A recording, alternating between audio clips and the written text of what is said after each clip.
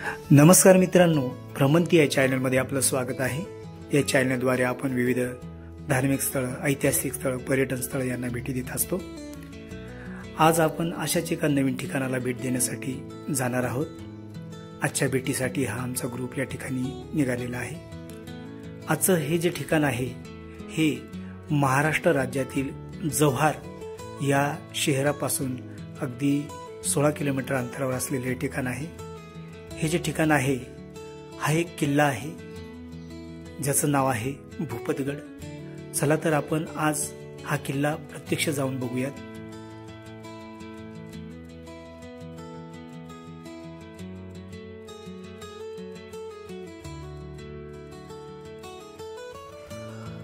भूपतगड या किल्ल्याची निर्मिती त्र्यंबक ते जव्हार या प्राचीन व्यापारी मार्गावर लक्ष ठेवण्यासाठी झाली असावी। याची समुद्र सपाटीपासून उंची 1600 फूट इतकी आहे। हा जो किल्ला आहे हा गिरिदुर्ग प्रकारातील आहे।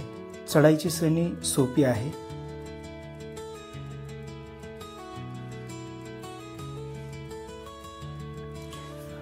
भूपतगड किल्ला हा जव्हार राज्याची पहिली राजधानी होती, त्यामुळे या किल्ल्याने खूप काळ राजवैभव पाहिलेले आहे। जव्हार संस्थान हे ठाणे जिल्ह्यात असून तेथे पोहोचण्यासाठी अनेक मार्ग असून त्यातील 2 मार्ग प्रचलित आहेत। एक म्हणजे कल्याण कसारा विहीगाव मोखाडा जव्हार हा मार्ग, तर दुसरा ठाणे जिल्ह्यातून कल्याण भिवंडी वाडा विक्रमगड जव्हार असा मार्ग आहे।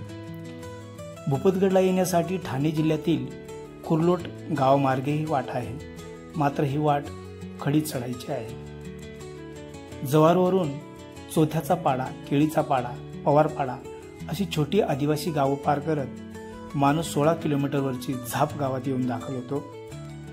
जव्हारहून झापला दर तासाभराने एसटीची देखील व्यवस्था आहे। भूपतगडाचे वैशिष्ट्य म्हणजे याच्या अगदी जवळ जाईपर्यंत इथे किल्ला असल्याचे जाणवत नाही।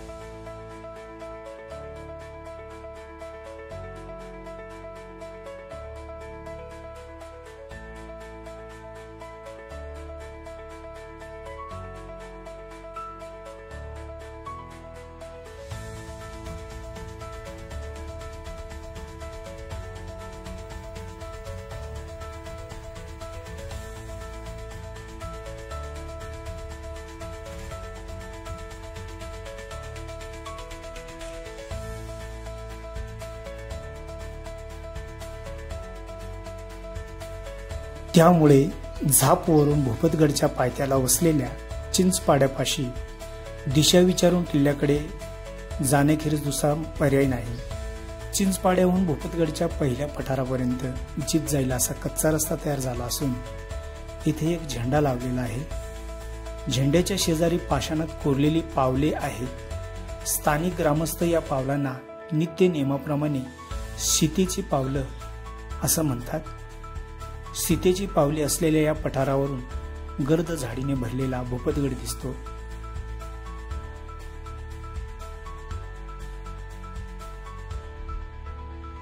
त्याच्या माथ्याच्या दिशेने सरकलेली ठसठसीत पायवाटही नजरेत भरते आणि फक्त 20 मिनिटात भूपतगडाच्या पडलेल्या तटबंदीतून गडमाथ्यावर पोहोचता येते। किल्ल्याच्या माथ्यावर पाऊल ठेवले की उजवीकडे जाणाऱ्या पायवाटेने गेल्यास किल्ल्याच्या भग्न दरवाजाचे अवशेष दिसतात. येथे किल्ल्याच्या माथ्याकडे येणाऱ्या पायऱ्या दृष्टीस पडतात. हा किल्ल्याचा मुख्य प्रवेश मार्ग असून सध्या तो पडलेल्या अवस्थेत आहे. भूपतगडची दक्षिण बाजूच्या पठारावर जोड टाकांचा एक समूह असून पाणी अडवण्यासाठी त्याला भिंती बांधलेल्या दिसतात.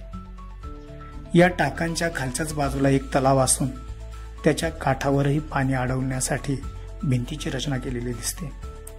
मात्र या तलावात पाणी पिण्यायोग्य नसून टाकी समूहातील एकाच टाक्याचे पाणी पिण्यायोग्य आहे. भूपतगडच्या दक्षिण कड्यावर तुरळक तटबंदी सोडल्यास कोणतेही अवशेष शिल्लक नाही. हवा स्वच्छ असेल तर भूपतगडच्या माथेवरून उत्तरेकडे असलेली त्र्यंबक रांग दृष्टीस पडते. पावसाळ्याच्या शेवटी या भूपतगडाचे आणि आजूबाजूच्या आसमंताचे रूप देखणे असते.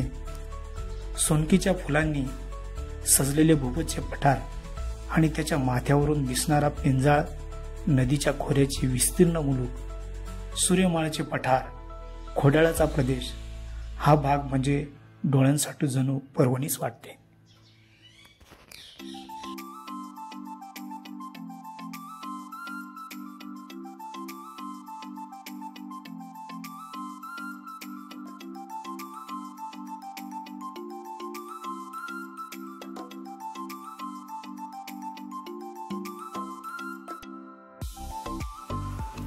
किल्ला चढून आल्यानंतर या ठिकाणी आपल्याला हे पाण्याचे 3 टाक दिसत आहेत. यामध्ये एका टाकातील पाणी अतिशय स्वच्छ पिण्यायोग्य असून इतर टाकातील पाणी उन्हाळ्यामध्ये कमी होऊन जातं, परंतु एका टाकामध्ये मात्र वर्षभर पाणी या ठिकाणी टिकून राहतं. या ठिकाणी काकडीचा आनंद घेताना आमच्या ग्रुपमधील मित्र कंपनी शरीरातील कमी झालेलं पाणी भरून काढण्यासाठी या ठिकाणी काकडीचा आस्वाद घेताना आमचे मित्र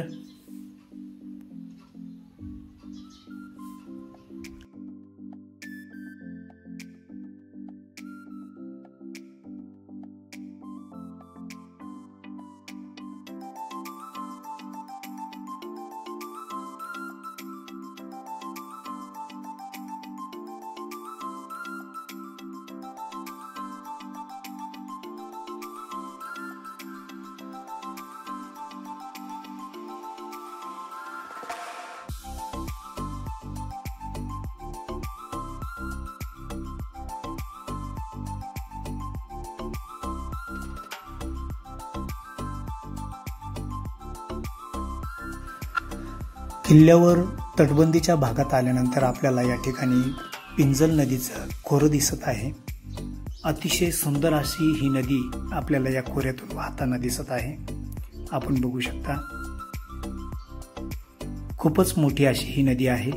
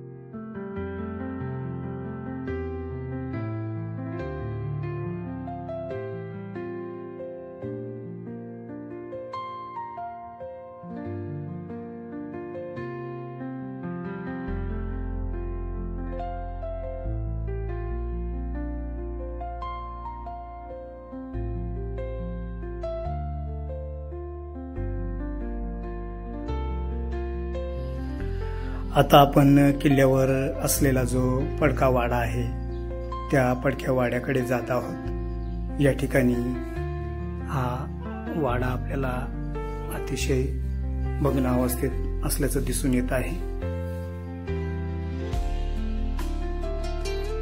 वाड्याची ही भिंत आपल्याला दिसत आहे.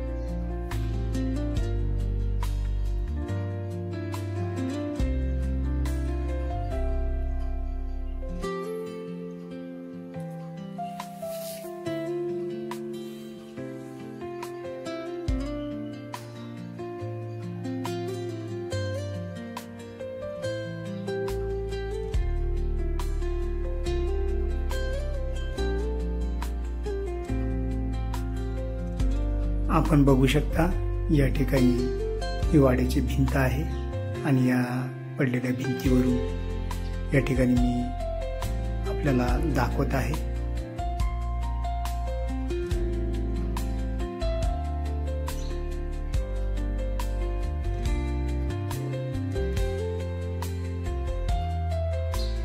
किल्ल्याच्या उत्तर बाजूला जर आपण गेलात तर गवतामध्ये एक गुप्त मार्ग आहे, परंतु सध्या गवत खूप असल्यामुळे मी त्या ठिकाणी जाण्याचं टाळलं.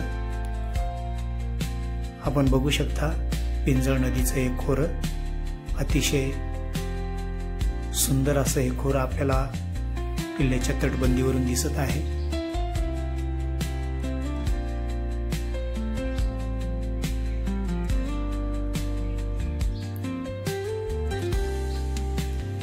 दिवाळीमध्ये उमललेली ही अतिशय सुंदर अशी फुलं आहेत.